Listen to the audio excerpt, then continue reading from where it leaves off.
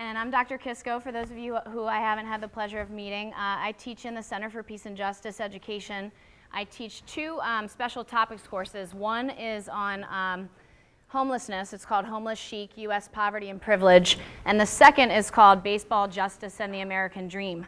And so in thinking about baseball, I thought that it might be useful for us to spend some time considering the impact that Jackie Robinson had in breaking Major League Baseball's color barrier in 1947. And I wanted to look at how this affects our country today. So the title of my presentation is Representing Race and Equality, Jackie Robinson's Legacy. Can you guys hear me okay? Everybody's good? All right. Okay. So I'd actually like to begin with a clip from Ken Burns' critically acclaimed 1994 documentary, Baseball, in an effort to situate us within the historical and social climate that set the stage for Jackie Robinson's tremendous feat of breaking the color barrier. So bear with me as I tackle technology. To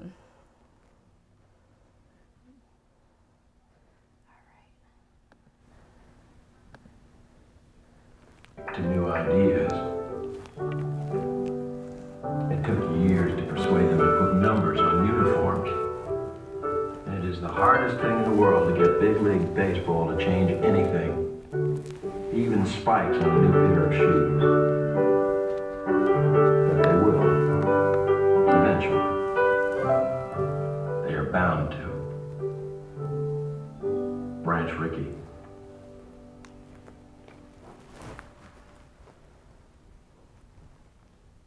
This I know. In March of 1945, Mr. Rickey told me in confidence that only the board of directors of the ball club knew, and only his family knew, and now I was going to know, that he was going to bring a black player to the White Dodgers. And Mr. Rickey said that going back to when he was the baseball coach at Ohio Wesleyan University, he took the team down to play a series at South Bend, Indiana with Notre Dame. And he said my best player was my catcher, and he was black. But, said Mr. Rickey, when we were registering the squad in the hotel, when the black player stepped up to sign the register, the clerk jerked the register back and said, we don't register niggers in this hotel. And Rickey said, remonstrated. He said, this is the baseball team from Ohio Wesleyan. We're the guests of Notre Dame University. He said, I don't care who you are. We don't register niggers in this hotel. Well, Mr. Rickey said, there are 2 beds in my room, aren't there? And he said, yes. Well, says, can't he use 1 bed and not register? And the clerk grudgingly allowed that to happen. And Mr. Rickey took the key, handed it to the black player, and said, you go up to the room and wait for me. As soon as I get the rest of the team settled, I'll be up. Mr. Rickey said, when I opened the door, I heard this fine young man was sitting on the edge of a chair, and he was crying, and he was pulling at his hands. And he said, Mr. Rickey, it's my skin. If I could just tear it off, I'd be like everyone else. And Mr. Rickey told me this day in March of 1945, he said, all these years I have heard that boy crying. And now he said, I'm going to do something about it.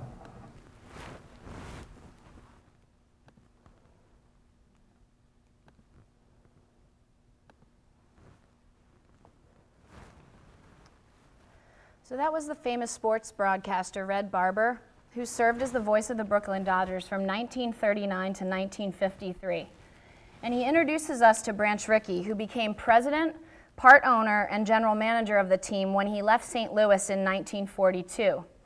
Rickey began to orchestrate what was called, quote, baseball's great experiment, or the Jackie Robinson experiment. Jackie himself liked to call it the Rickey experiment. The big leagues of Major League Baseball had been off limits to blacks, a white man's club, since the year 1884. The policy of segregation that began in 1885 was unofficial and absolute. No documents attest to baseball's apartheid. There was simply an understanding among every major league club owner and every minor league club owner for more than 60 years that no blacks could play in so-called organized baseball. Undoubtedly, if blacks were kept out of the national pastime, it followed naturally that blacks could be prevented from attending outstanding schools and colleges, forbidden to move into attractive neighborhoods, barred from admission to pleasant country clubs, and even denied the right to vote. America, in the 1940s, during Branch Rickey's tenure as Brooklyn Dodgers general manager was stained with brutal bigotry. Yet as we heard from Red Barber, Branch Rickey, a complex white man with roots in Southern Ohio, stood his ground as the lone club owner who supported integration in baseball, casting the one vote of exception as 15 out of 16 club owners opposed integration in a secret vote. Rickey was celebrated for his shrewdness, his talkativeness, and the sermons he loved to deliver for the sports pages. Rickey had already transformed the game once by devising the farm system, or minor league training clubs, during his quarter of a century as president of the St. Louis Cardinals. He was already rich, and he was in his 60s, but he loved the challenge of improving a new team, and he loved Brooklyn. Now he was plotting a second, still more sweeping revolution. Rickey believed both in fair play and in big profits. He was convinced integration would be good for baseball and for his books. He confided, quote, "The greatest untapped reservoir of raw material in the history of the game is the black race. The Negroes will make us winners for years to come, and for that I will happily bear being called a bleeding heart and do-gooder and all that humanitarian rot." Rickey dared to say so openly, so he moved instead with characteristic cunning. He announced he was going to organize his own black team, the Brown Dodgers, as part of a new all-black United States League in competition with the long-standing Negro National League. Meanwhile, Rickey began the search for the ideal candidate who could help his experiment succeed. The first black baseball player to cross the color line would be subjected to intense public scrutiny, and Rickey knew that that player would have to be more than a talented athlete to succeed. He would also have to be a strong person who could agree to avoid open confrontation when subjected to the hostility and insults, at least for a few years. Enter Jack Roosevelt Robinson. And I'm going to show you another clip here, if I can get it.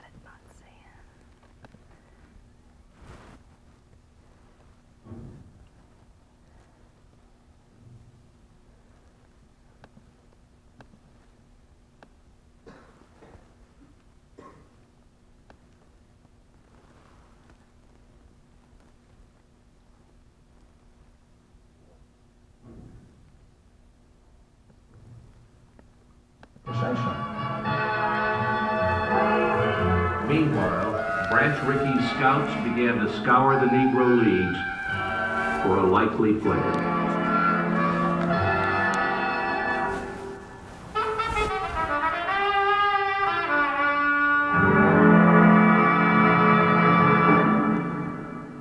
A race man is a person who is proud of his race.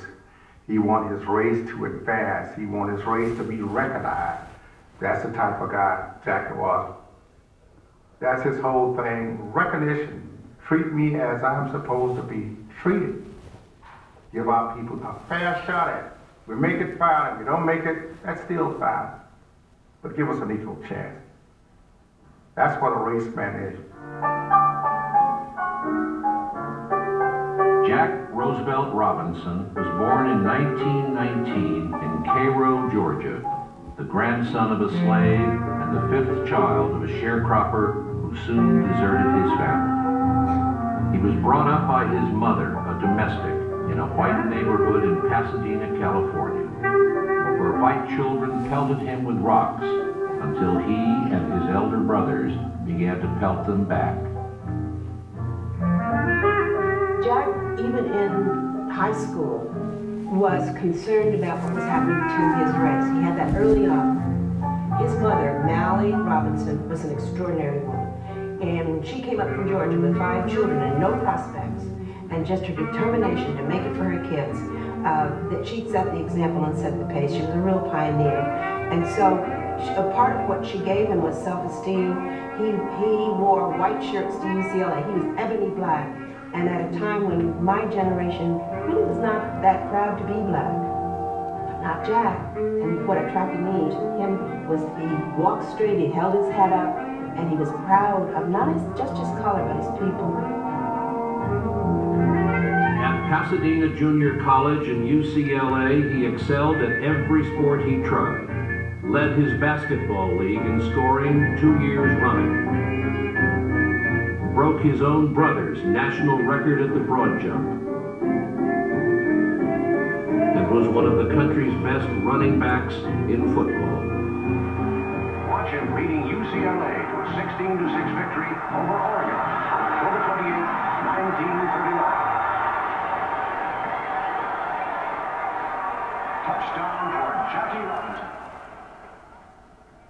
Baseball was relatively low on his list, but he was good enough at it so that when he left the Army in 1944, the Kansas City Monarchs offered him a job as shortstop at $400 a month. Jackie came to Kansas City Monarchs in 1945. We spring trained that year in Houston, Texas. And after spring training, we went to New Orleans, exhibition game there. Well, we had more people, seats in the bus. Jackie looked, I'm a rookie. My seat is at the step of the bus. I'm gonna earn by just like everybody else. That's the type of guy that he was.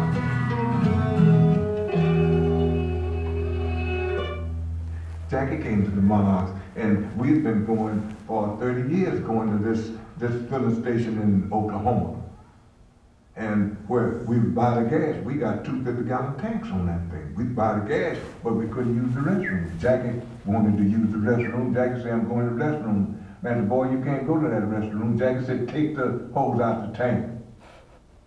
To take the hose out the tank. This guy gonna sell 100 gallons of gas. He ain't gonna sell 100 gallons of gas in another month. See? So he said, well, and I'll tell you what. Jackie said, if we can't go to the restroom, we won't get any gas here. We get it someplace else. He said, well, you boys can go to the restroom, but don't stay long.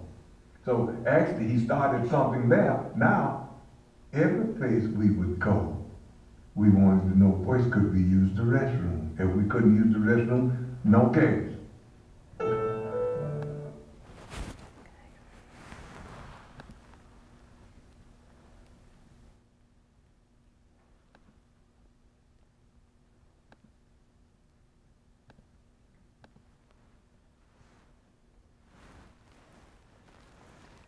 Robinson was 14 months old in 1920 when his mother moved 5 children from Georgia to Pasadena, California, a wealthy and well-planned conservative Los Angeles suburb of about 50,000 people. A 1939 Columbia University study ranked Pasadena the nation's most livable city. But during Robinson's youth, black residents, who represented a tiny portion of the population, were treated like second-class citizens. Blacks were only allowed to swim in the public pool on Tuesdays, the day the water was changed, and could only use the YMCA 1 day a week. In its movie theaters, blacks were limited to the segregated balcony. Jackie's family lived in poverty in an all-white neighborhood where he faced constant racial slurs and taunts. Ironically, Robinson's Pasadena background played a role in Ricky's decision to select him out of the Negro Leagues to break the color barrier, as much as for his personal characteristics as for his baseball skills. He knew that if the Robinson experiment failed, the cause of baseball integration would be set back for many years thereafter. He could have chosen another Negro League player with greater talent or more name recognition, but he wanted somebody who could be what we call today a role model. Robinson was articulate and well-educated. He lived among whites in his Pasadena neighborhood, at school, and in college, and he played on integrated sports teams.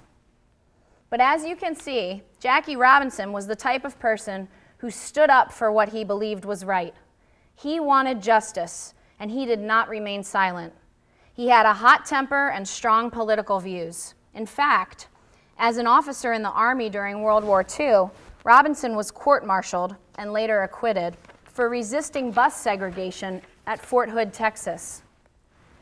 Ricky calculated that Robinson could handle the emotional pressure while helping the Dodgers on the field. Let's take a look.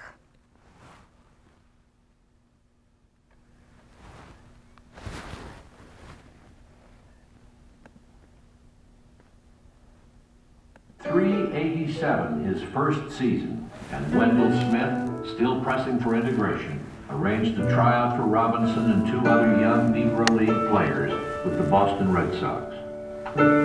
Although Boston manager Joe Cronin was impressed by Robinson's skills, Boston passed up the opportunity to become the first major league team to integrate.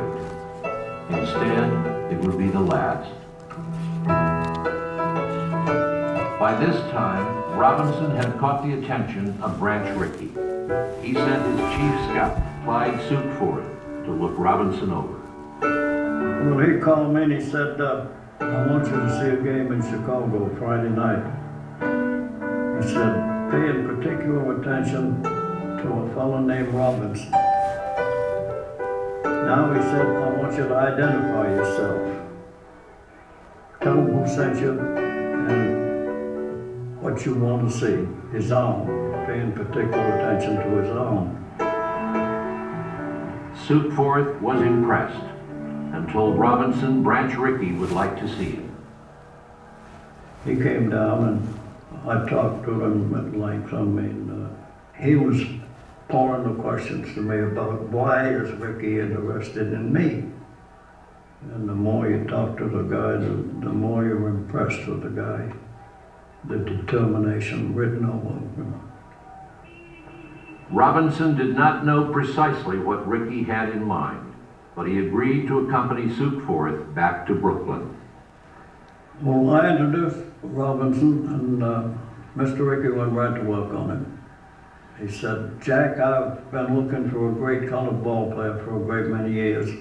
I have some reason to believe you might be that man. Mr. Rickey, who had never laid eyes on Robinson, sent for him and had him in his office for 3 hours. Mr. Rickey was not only very intelligent, but very intelligent vocally. He never used profanity, and his strongest expletive was Judas Priest. But that morning, Mr. Rickey took Robinson into every possible negative situation he would encounter. All of the world, Jim Crowism, etc. And he took Robinson into what would happen on the playing field, that he'd be thrown at in his head, that he would be slid into in spite, etc. He screamed in his face every expletive that Robinson would ever hear. And he said to Robinson, do you have the guts not to fight back? And he said finally, the only way you can be the first man to do this, the first black man, is you'll have to promise me that for 3 years you will not answer back. You cannot win this by a retaliation. You can't echo a curse with a curse, a blow with a blow. So Robinson gave it a well thought before he answered. And that impressed Rickey. If he just said right off quick, oh, I can do that. Well, he gave it some thought and he said, Mr. Rickey, if you want to take this gamble, I'll promise you there'll be no incident. And that was just what Rickey wanted to hear. He picked Jack because he showed an assertive side of himself, which he would need. He showed the kind of strength to go through things. He also was a deeply religious man, Mr. Rickey was, and he knew about Jack's religious convictions. So they were kind of alike in that sense. I think he saw the various aspects of the character that attracted him and made him feel that he could come through a scathing experience without being harmed or without giving up. It was very much of a partnership between them, and they had to agree on these things because they were in it together. Rickey needed Jack as much as Jack needed Rickey. They just had to do it together. They picked him because of who he was and what he was. Sure, the baseball skill was important, but there were other skilled players. Monty Irvin, everyone expected would be the first. But Robinson had a determination and an ability to, on the one hand, turn the other cheek, but on the other hand, that as he turned the cheek, to let the person who was his antagonist know that it would come around again. The one thing that we weren't sure that Jackie could hold his temper. Jackie had a terrific temper. He knew how to fight, and he would fight. If Jack could hold in that temper, he can do it. He knew he had the whole black race, so to speak, on his shoulders. So he just said, wait, I can take it, I can handle it. I will take it for the rest of the country and the guys. And that's why he took all that mess. And it killed him.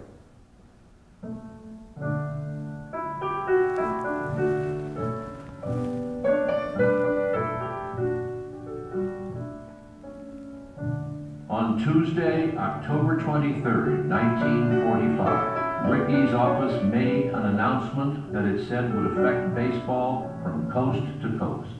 The Montreal Royals, the Dodgers' top farm club, had hired Jackie Robinson. If he did well for Montreal, he would move up to the Dodgers.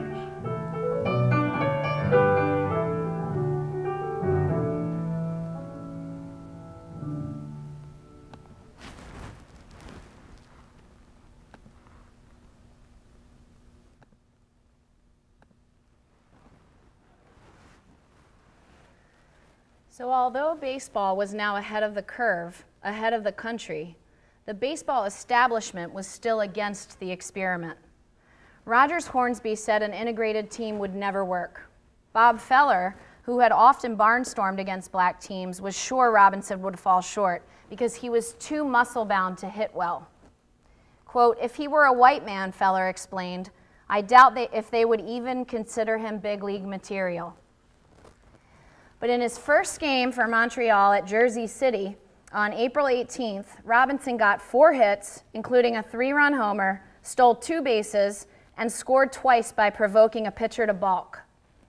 This would have been a big day for any man, the New York Times reported, but under the special circumstances, it was a tremendous feat. All season long, Robinson endured without complaint separate and unequal facilities, pretended neither to hear the taunts of his opponents nor to mind the initial coolness of his teammates. Nevertheless, the unrelenting pressure and abuse took a fearful toll. By season's end, Robinson was racked with stomach pain and on the brink of a nervous breakdown. But he had sparked the Royals with sharp hitting and fielding and brilliant base running, leading them to the first to the league championship and then to victory in the Little World Series. That year in Montreal, he stole 40 bases, and the fellow who couldn't hit won the International Batting Championship. At the end of the 1946 season, as he was leaving the ballpark, a crowd of fans swarmed about behind him. Robinson began to run. The fans ran after him. Then Jackie began to cry. He said, quote, I was crying because here was a big crowd running after a black man, not to lynch him, but to get his autograph. The next year, when Ricky promoted Robinson to Brooklyn, he thought the other players would welcome Jack. Here was a winning ball player. Here was a man who meant pennants and World Series titles. In an era when most ball players earned $8,000 or $10,000 a year, here was a man who meant cash. It surprised Ricky then when half a dozen Dodgers prepared a petition that said, in effect, if you're bringing up the colored guy, you'll have to trade us. Harold Pee Wee Reese from Louisville underwent a crisis. He had grown up in a segregated community, and when he was young, his father even showed him the local hanging tree for, quote, when a nigger gets out of line. But as a Christian, Reese wondered how he could deny Robinson the right to inherit a small portion of the earth. He could not and would not. Citing his financial insecurity and the petition's possible backlash, he refused to sign, thus implicitly challenging the team's racists. Much after the fact, Reese would say, people tell me that I helped Jackie, but knowing my background and the progress I've made, I have to say he helped me as much as I helped him. Word of the petition reached Leo Durocher, the Dodgers manager, while the team was on a spring training tour in Panama's Canal Zone. At 1 o'clock in the morning, Durocher, in his pajamas, assembled the players in an Army mess kitchen. He told them what they could do with their petition. I'm the manager and I'm paid to win. And I'd play an elephant if he could win for me, and this Robinson fellow is no elephant. You can't throw him out on the bases, and you can't get him out at the plate. This fellow is a great player. He's gonna win pennants. He's gonna put money in your pockets and mine. And here's something else. He's only the first, boys, only the first. There are many more colored ball players coming right behind him, and they're hungry, boys. They're scratching and diving. And unless you wake up, these colored ball players are gonna run you right out of the park.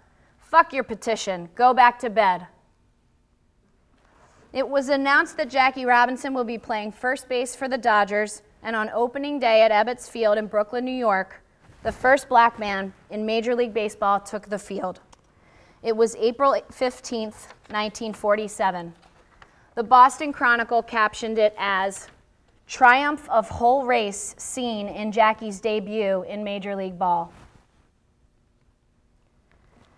Yet the Durocher silencing of the petition did not squash the country's prejudice, and the jeering and threats were just the beginning from fans and opposing teams and managers. When the Phillies arrived for a 3-game series, they began shouting racial epithets during batting practice and kept it up until the last out. "Nigger, go back to the cotton fields. We don't want you here." The Phillies' Southern-born manager, Ben Chapman, led the jeering, and Robinson came close to cracking, later confiding that, "For one wild and rage-crazed minute, I thought, to hell with Mr. Ricky's experiment. This noble experiment. It's clear it won't be a success. What a glorious and cleansing thing it would be to let go. I could throw down my bat, stride over to the Phillies' dugout, grab one of those white sons of bitches and smash his teeth in with my despised black fist. Then I could walk away from it, and I'd never become a sports star. But my son could tell his son someday what his daddy could have been if he hadn't been too much of a man." Only his pledge to Ricky prevented him from making good on this private threat. By the third day of this ceaseless abuse, even Eddie Stanky, a teammate who had initially signed the petition against Jackie, had all he could take. "Listen, you yellow-belly bastards," he'd bellowed. "Why don't you yell at somebody who can answer back?" Everywhere he went that season, Robinson endured jeering and even more serious incidents, from being deliberately spiked to receiving death threats. His anger almost overcame him, but his teammates had his back, and together they just kept playing. When taking infield practice in Old Crosley Field in Cincinnati, a city on the Ohio River that regarded itself as a border town, fans began to jeer Jackie's every move. The Cincinnati players picked it up. They shouted at him, "Hey, Jungle Bunny, hey, Snowflake." Yet if there was a single moment when the success of Robinson and what many were calling the noble experiment became assured, it came on this day. Suddenly, Pee Wee Reese, the young Dodger captain, raised a hand and called time. The infield drill stopped. Reese walked over from shortstop to first base and put an arm lightly on Robinson's shoulders. There they stood, white man and black man, number 1 and number 42. Reese said not a word, but simply stared into the Cincinnati dugout. Many consider this to be one of the all-time finer moments in sports. As you can imagine, this was a particularly unnerving and frightening time for Jackie's family. His wife and sweetheart, Rachel Issam, who he met at UCLA and married in 1946, was at home with a new baby in 1947.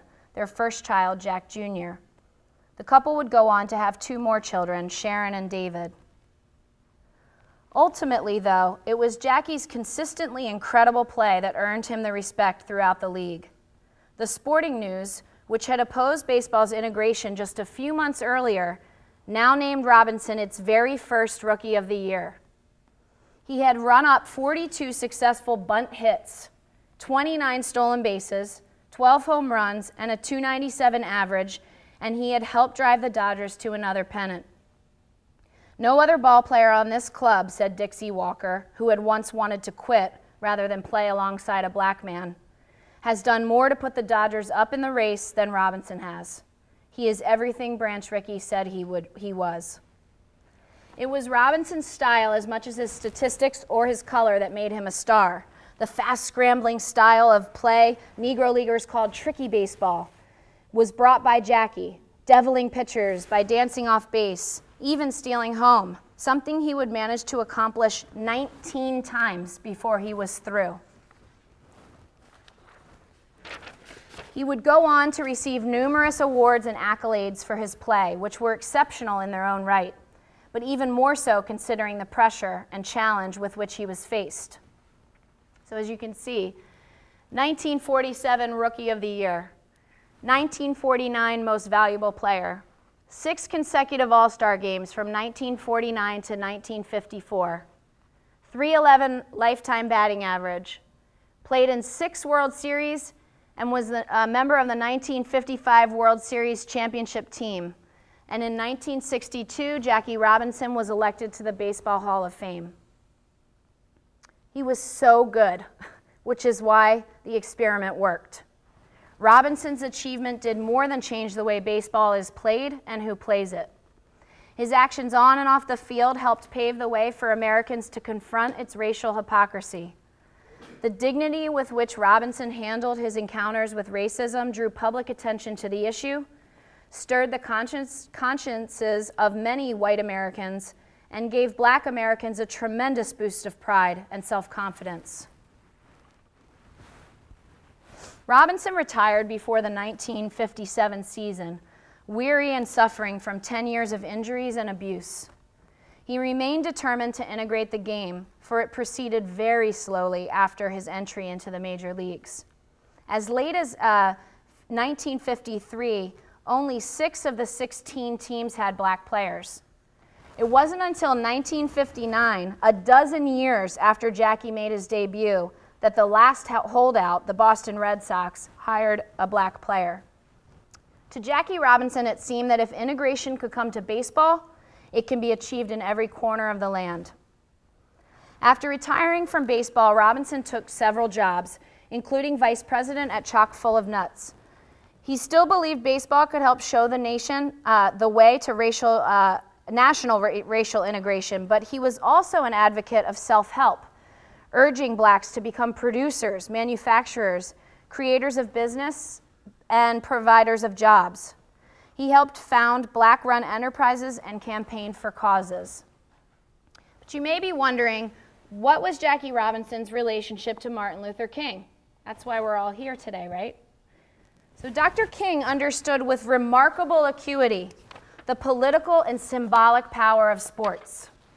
He understood that the athletic field and athletes could be a powerful megaphone for civil rights and racial injustice. As a teenager in 1947, he watched with rapt attention as Jackie Robinson broke the racial barrier in Major League Baseball. A decade later, as Robinson's career was winding down with the Brooklyn Dodgers, Robinson started to speak out for civil rights.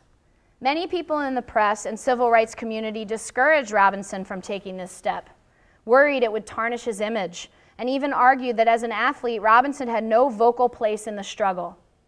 But King, by then the movement's undisputed leader, said that Robinson had every right to speak because he was, quote, a pilgrim that walked in the lonesome byways toward the high road of freedom. He was a sit-inner before sit-ins, a freedom rider before freedom rides. Clearly, Robinson heartily approved of Dr. Martin Luther King Jr. and his efforts for civil rights, and frequently threw the weight of his fame behind Dr. King to support his efforts. Jackie raised money for him, marched with him, and wrote of him in his New York Post column. He even wrote to the White House to urge more governmental support of King's activities. When Dr. King was jailed in Georgia, for instance, Jackie urged Nixon, who was running for president at the time, to call Dr. King or his wife to offer condolences and encouragement. Nixon and his aides refused, calling the idea grandstanding. Jackie's point, however, was proven when Kennedy, Nixon's opponent, called Coretta King to offer condolences and was widely praised.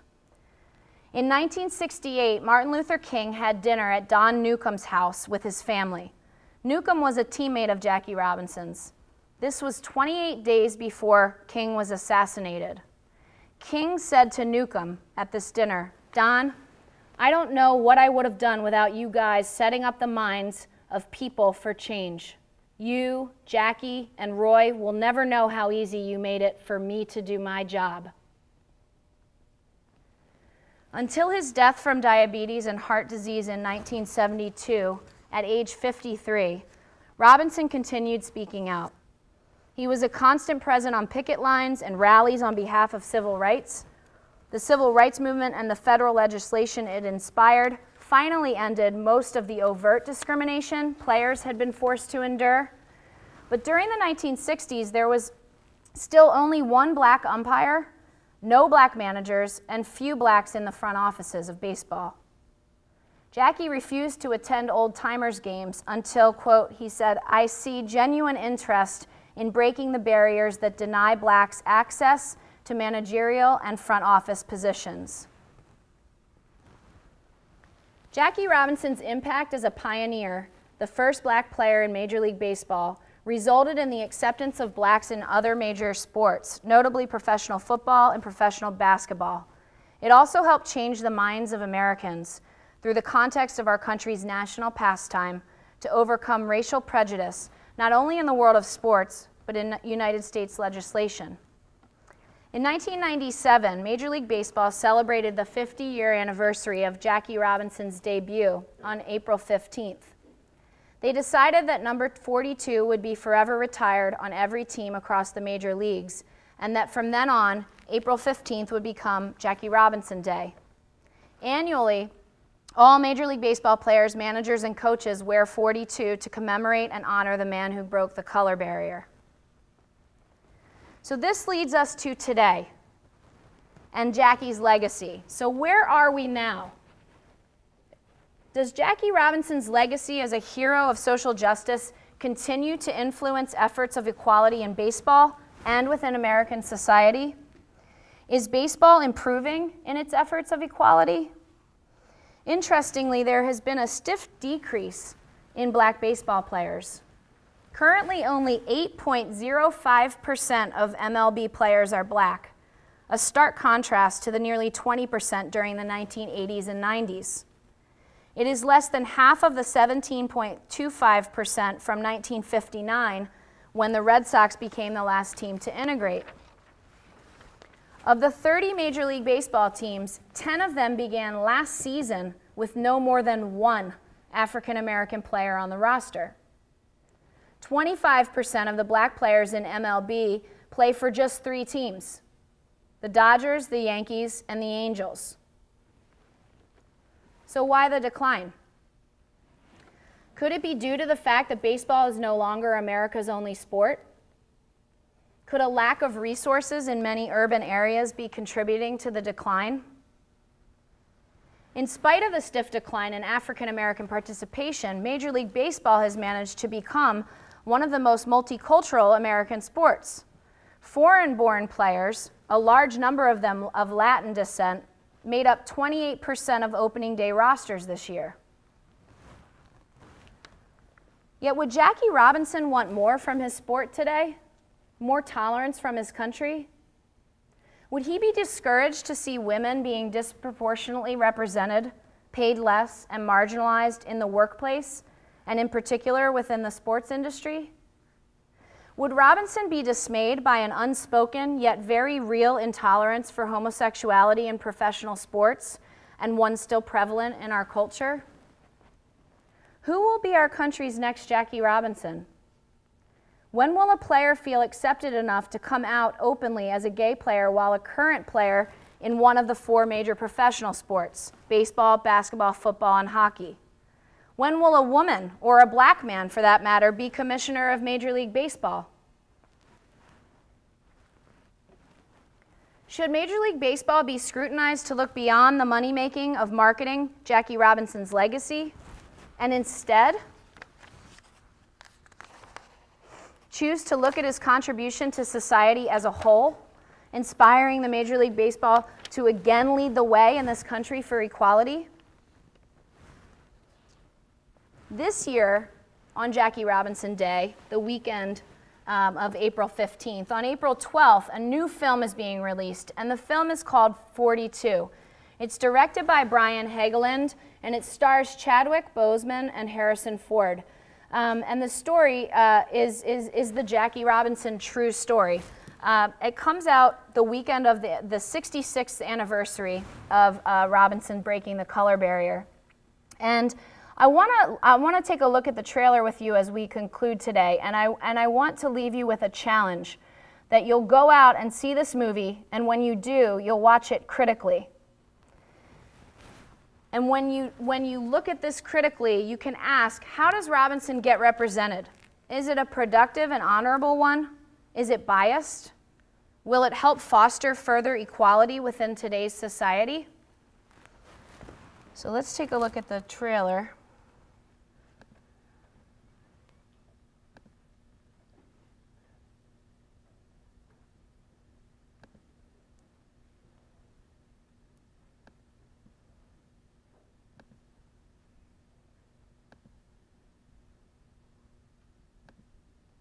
It's not working.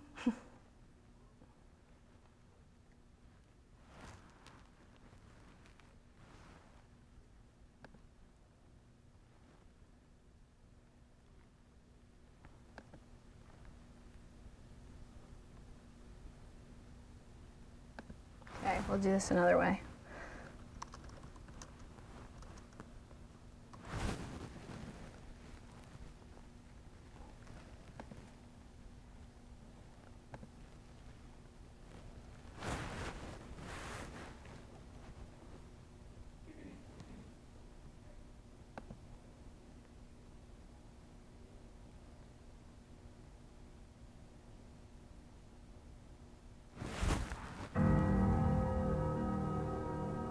Daddy left us. I was only 6 months older than you are now. I don't remember him. You will remember me. Jackie Robinson, a black man in white baseball. I want you to know I'm next to you. In my heart. Think about the abuse that he's going to take. Your enemy will be out in force, but you cannot meet him on his own low ground. What you gonna do if one of these pictures goes through your head? I'll duck. Mark my words and circle this day. Negroes are gonna run the white man straight out of baseball. This ain't the America I know. You hear me? If they knew you, they would be ashamed. If Robinson can help us win, then he's gonna play on this ball club. You don't belong here, and you never will. Get off the field. Brooklyn Dodgers ain't changing our way of living. You're wearing me down. You are not the only one with something at stake here. You want a player that doesn't have the guts to fight back? No, I want a player who's got the guts not to fight back. You give me a uniform, you give me a number on my back, I'll give you the guts. I fuck up, I whip and dodge them. I jack, I rob, I sin. Oh man, I'm Jackie Robinson. Except when I run base, I dodge the pen. I'm just a ball player. You a hero. Why don't you look in the mirror? This is a white man's day. I'm not going anywhere. I'm right here. I'm a Brooklyn boy. I may take some getting used to. Maybe tomorrow we'll all wear 42.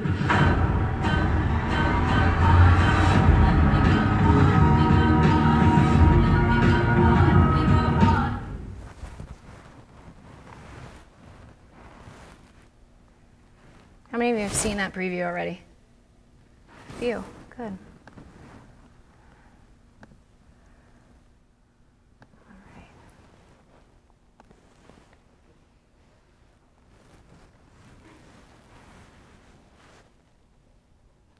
In so many ways, Jackie Robinson was a model for equality, and I think so often we learn about him when we're young, and we understand that he broke the color barrier, and that's that, and we don't really understand what that signifies in a broader sense in our culture and in our country, and especially for you students today, right, living in 2013, how does this translate? And so I hope that this presentation has given you the understanding that Jackie Robinson modeled equality. He challenges us to honor his efforts in the name of justice and to take a look at the life and the society that we're living in and see where that can continue to be applied and not to let this legacy die. So I just want to thank you all so much for coming. I have some surveys to be distributed if you wouldn't mind taking a minute just to fill out your responses to the presentation. And that's it. Thank you.